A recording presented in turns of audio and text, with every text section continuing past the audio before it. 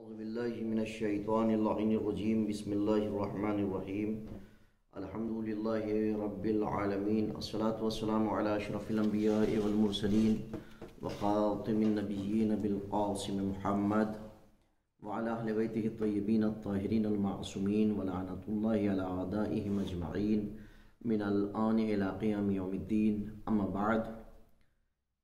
محترم ناظرین السلام علیکم ورحمۃ اللہ وبرکاتہ. ایک بار پھر آپ حضرات کی خدمت بابرکت میں آج اصحاب کہف کا واقعہ لے کر پھر حاضر ہوا ہوں. پرانی قصے کے عنوان سے ایک دلچسپ واقعہ ہے جس میں اللہ پر یقین اور اس سے توسل اور اس سے رابطہ اور اس کی وحدانیت کے لیے جو جوان مردوں نے قربانی پیش کی ہے وہ یہاں پر بیان کی گئی ہے، اور ایسا واقعہ جو قیامت تک کے لوگوں کے لیے مشعل راہ ہے. کل جو میں نے گفتگو کی تھی وہ آپ حضرات کے ذہن عالیہ میں محفوظ ہوگی. اب اس کے آگے ہم بیان کریں کہ جب وہ غذا لینے کی باری آئی، چونکہ جب بیدار ہوئے تو ان کو غذا کی ضرورت پڑی. یہ بات بہت جاذب نظر ہے. اس داستان میں ہم نے پڑھا ہے کہ اصحاب کہف جب بیدار ہوئے تو ظاہر ہے انہیں بہت بھوک لگی، اور اس طویل مدت کے دوران ان کے جسم میں جو غذا تھی وہ ختم ہو چکی تھی. لیکن اس کے باوجود انہوں نے جسے کھانا لانے کے لیے بھیجا اسے نصیحت کی کہ ہر غذا نہ خرید کر لائے بلکہ دیکھ بھال کر کھانا خریدے، اور بیچنے والوں کے پاس سے جو سب سے زیادہ پاکیزہ ہو اسی کو لے کر کے آئے. اللہ اکبر. بعض مفسرین کا کہنا ہے کہ اس سے ذبح شدہ جانور کی طرف اشارہ ہوتا تھا، لیکن وہ جانتے تھے کہ اس شہر میں ایسے لوگ رہتے ہیں جو نجیس و پاک کا کوئی خیال نہیں کرتے اور کبھی مردے کا گوشت بھی بیچتے ہیں اور کھاتے ہیں. بعض لوگوں کا کام ہی حرام کا تھا، لہٰذا انہوں نے نصیحت کی ایسے لوگوں سے کھانا خرید کر لاؤ جو پاک و پاکیزہ بیچتے ہوں، ایسے سے مت خریدو جو حرام و حلال کی تمیز نہیں رکھتے. لیکن ظاہراً اس جملے کا وسیع مفہوم ہے کہ جس میں ہر قسم کی ظاہری اور باطنی پاکیزگی شامل ہے. بہرحال جلد ہی لوگوں کو ان عظیم اور جواں مردوں کی ہجرت کی داستان معلوم ہو گئی، وہ پھیل عام ہو گئی. ظالم بادشاہ سیخپا ہو گیا کہ کہیں ایسا نہ ہو کہ ان کی ہجرت یا بھاگ نکلنا لوگوں کی بیداری اور آگاہی کا سبب بن جائے. اسے یہ بھی خطرہ تھا کہ کہیں وہ دور یا نزدیک کے علاقے میں جا کر لوگوں کو دین توحید کی تبلیغ نہ کرنے لگ جائیں اور شرک و بت پرستی کے خلاف جدوجہد شروع نہ کر دیں. لہٰذا اس نے خاص افراد کو مامور کیا کہ انہیں ہر جگہ تلاش کیا جائے اور ان کا کچھ پتہ معلوم ہو تو گرفتار کر کے انہیں یہاں لایا جائے اور سزا دی جائے. لیکن انہوں نے جتنی بھی کوشش کی کچھ نہ پایا، اور یہ امر خود علاقے کے لوگوں کے لیے ایک معمہ بن چکا تھا. ان کے دل و دماغ بالکل قاصر تھے سمجھنے سے کہ یہ لوگ گئے کہاں، اور ایک خاص نقطہ بن گیا. نیز یہ امر حکومت کے نہایت اہم چند اراکین نے ہر چیز کو ٹھوکر مار دی اور ہر طرح طرح کے خطرات مول لے کر شاید بعض لوگوں کی بیداری اور آگاہی کا سرچشمہ بن گئے. بہت سارے لوگ جنہوں نے اس واقعے کو دیکھا، اصحاب کہف کے واقعے کو دیکھا اور سنا اور معلوم کیا، تو وہ بھی راہ راست پر آ گئے. یعنی ایسا عمل تھا کہ جو دوسروں کے لیے مشعل راہ بن گیا تھا.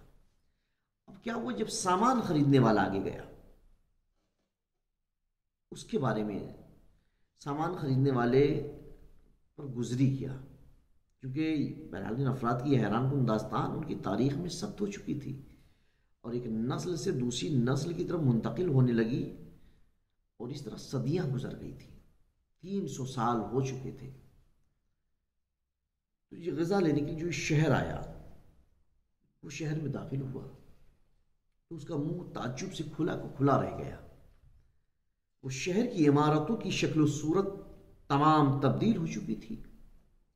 سب چہرے ناشناس تھے، لباس نئے انداز کے تھے، اور جہاں پہلے محل تھے وہاں ویرانے تھے، جہاں ویرانہ تھا وہاں پر محل تھے۔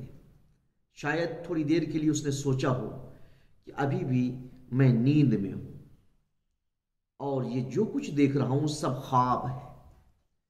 اس نے اپنی آنکھوں کو ملا، وہ سب چیزوں کو پھٹی پھٹی نگاہوں سے دیکھ رہا تھا۔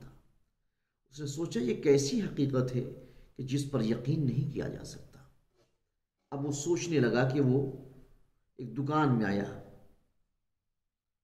اور وہ سوچنے پر مجبور ہوا کہ غار میں آدھا دن سویا یا اس سے زیادہ سویا ہے، تو پھر اتنی تبدیلی اتنی جلدی آدھے دن یا ایک دن میں اتنی جلدی اتنی تبدیلی کیسے آ سکتی ہے؟ وہ سوچنے پہ مجبور ہوا۔ دوسری طرف اس کا چہرہ مہرا اور حالت لوگوں کے لیے بھی عجیب اور غیر مانوس لگی۔ اس کا لباس، اس کی گفتار اور اس کا چہرہ سب نیا معلوم ہوتا تھا۔ شاید اسی وجہ سے کچھ لوگ اس کی طرف متوجہ ہوئے اور اس کے پیچھے چل پڑے۔ جب کوئی اجنبی آتا ہے تو لوگ ساتھ ہو لیتے ہیں، اس کو دیکھتے ہیں، دیکھیں ماجرا کیا ہے۔ وہ اجنبی تھا سب کے لیے، لوگ اس کے ارد گرد ہو گئے، اس کے اطراف میں جمع ہو گئے۔ اس وقت لوگوں کا تعجب انتہا کو پہنچ گیا جب اس نے سامان خریدا اور جیب میں ہاتھ ڈالا تاکہ اس کھانے کی قیمت ادا کرے جو اس نے خریدا تھا۔ دکاندار کی نگاہ سکتے پر پڑی، سکتے میں آگے جب اس نے سکہ دیکھا اور وہ 300 سال سے زیادہ پرانے دور کا سکہ اس نے دیکھا تو ایک طرح سے سکتہ طاری ہو گیا اس کے اوپر کہ آخر یہ کیا ماجرا ہے۔ شاید وہ اس زمانے کے ظالم بادشاہ دقیانوس کا نام بھی اس پر ثبت تھا، اس پر کندہ تھا۔ جب اس نے وضاحت چاہی دکاندار نے تو خریدار نے جواب دیا، کہا میرے ہاتھ میں تو یہ سکہ ابھی تازہ ہی آیا ہے۔ قرائن اور احوال سے لوگوں کو آہستہ آہستہ یقین ہو گیا کہ یہ شخص تو انہی افراد میں سے ہے جن کا ذکر ہم نے 300 سال پہلے کی تاریخ میں پڑھا ہے اور جو مسلسل سنتے اور پڑھتے چلے آ رہے ہیں، اور بہت سی محفلوں میں ہم نے جن کی پراسرار داستان سنی ہے۔ خود اسے بھی احساس ہوا کہ وہ اور اس کے ساتھی گہری اور طولانی نیند میں مستغرق رہے۔ اس بات کی خبر جنگل کی آگ کی طرح سارے شہر میں پھیل گئی اور وہ آن واحد میں سب تک خبر پہنچ گئی۔ مورخین لکھتے ہیں کہ اس زمانے میں ایک نیک اور خدا پرست بادشاہ حکومت کرتا تھا، لیکن معاد جسمانی اور موت کے بعد مردوں کے جی اٹھنے کے مسئلے پر یقین کرنا وہاں کے لوگوں کے لیے مشکل تھا۔ ان میں سے ایک گروہ کو اس بات پر یقین نہیں آتا تھا کہ انسان مرنے کے بعد پھر جی اٹھے گا، لیکن اصحاب کہف کی نیند کا واقعہ معاد جسمانی کے طرفداروں کے لیے ایک دندان شکن دلیل بن گیا تھا۔ عزیزان محترم، یعنی ان کا واقعہ سب کے لیے مشعل راہ بن چکا تھا۔ جو شخص غذا لینے شہر آیا تھا اس نے صورتحال دیکھی تو جلدی سے غار کی طرف پلٹا اور اپنے دوستوں کو سارا حال سنایا۔ وہ سب کے سب گہرے تعجب میں ڈوب گئے۔ اب انہیں احساس ہوا کہ ان کے تمام بچے، بھائی، دوست کوئی بھی باقی نہیں رہا اور ان کے احباب و انصار میں سے کوئی نہیں رہا۔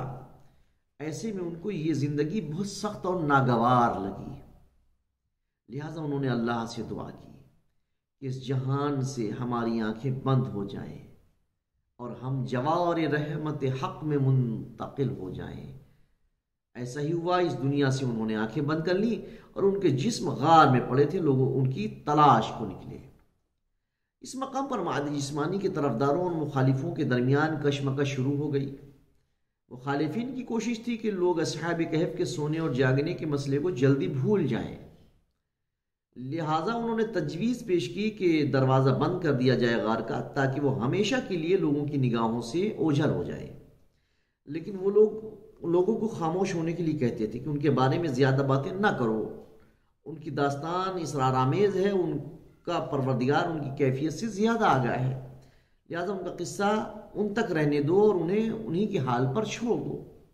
جبکہ حقیقی مومن جو تھے کہ جنہیں اس واقعے کی خبر ہوئی اور جو اسے قیامت کے حقیقی مفہوم کے اثبات کے لیے ایک زندہ دلیل سمجھتے تھے، ان کی کوشش تھی کہ یہ واقعہ ہرگز فراموش نہ ہونے پائے، لہٰذا انہوں نے کہا ہم ان کے مدفن کے پاس مسجد بنانا چاہتے ہیں تاکہ لوگ انہیں اپنے دلوں سے ہرگز فراموش نہ کریں، علاوہ ازیں ان کی ارواح پاک سے لوگ استمداد کریں۔ قرآن میں چند اختلافات کی طرف اشارہ کیا گیا ہے کہ جو اصحاب کہف کے بارے میں لوگوں میں پائے جاتے ہیں، ان میں سے ایک ان کی تعداد کے بارے میں اختلاف ہے۔ ارشاد ہوتا ہے کہ بعض لوگ کہتے ہیں کہ وہ 3 تھے اور چوتھا ان کا کتا تھا، بعض کہتے ہیں نہیں وہ 5 تھے، چھٹا ان کا کتا تھا۔ یہ سب بلا دلیل باتیں ہیں اور اندھیرے میں تیر چلانے کے مترادف ہے، یہ قرآن مجید میں کہا۔ اور بعض کہتے ہیں کہ وہ 7 تھے اور 8واں ان کا کتا تھا۔ اللہ نے کہا کہہ دے میرا رب ان کی تعداد بہتر جانتا ہے، صرف تھوڑے سے لوگ ان کی تعداد جانتے ہیں۔ عزیزان محترم، قرآن نے تھوڑی سی بات میں اور ان جملوں سے یہ بات اس سے واضح ہوئی کہ تقریباً جو مورخین نے و مفسرین نے نتیجہ نکالا کہ تقریباً وہ 7 تھے اور ایک ان کا کتا تھا۔ باقی اصل تعداد کیا تھی یہ خدا سے بہتر کوئی نہیں جانتا ہے۔ ناظرین کرام، یہ تھی گفتگو اصحاب کہف کی کہ جو آج تک زندہ و جاوید ہے اور قیامت تک اسی طرح زندہ و جاوید رہیں گے، چونکہ قرآن مجید میں ثبت ہو گیا ہے ان کا واقعہ، اور قرآن مجید ہمیشہ رہنے والی کتاب ہے۔ جب تک دنیا باقی ہے یہ قرآن مجید باقی ہے، جب تک قرآن مجید ہے تو ان کا واقعہ باقی ہے، اور واقعہ سے اللہ تعالیٰ ہمیں بہت ساری چیزیں بتانا چاہ رہا ہے، ہمیں درس دینا چاہ رہا ہے۔ میں آج اپنی بات کو یہیں پر تمام کر رہا ہوں، اور انشاءاللہ کل اس کے آگے ایک نیا واقعہ لے کر کے آپ حضرات کی خدمت میں حاضر ہوں گا۔ جب تک کے لیے میں آپ سے اجازت چاہتا ہوں۔ خدا حافظ، وآخر الدعوانا ان الحمد للہ رب العالمین۔